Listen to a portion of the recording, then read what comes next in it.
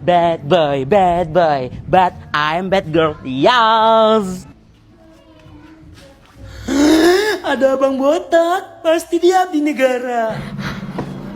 Sorry, tasnya jatuh nih. Hah? Emang iya ya? Aku nggak nyadar sih. Segede ini, masa nggak sadar sih? Nice. Suaranya berat banget. Pasti sering teriak, istirahat di tempat, gerak. Ini tasnya, bisa diambil.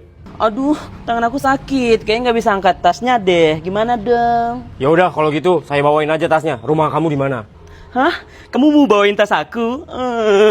Baik banget sih, suka. Jadi gimana? Mau? Kamu masih nanya? Yaudah sini aku tunjukin arahnya. Iya, ayo. Mau sambil gendong nggak? Enggak, nah, lanjut. Oke. Nah, ini rumahku. Sini tasnya. Makasih ya udah bawain. Udah nanggung, mau aku antar sampai ke dalam nggak? Watch. Emang mau? Aku belum nawarin loh padahal. Gak apa-apa, kamu mau berkeringat nggak? Mau banget.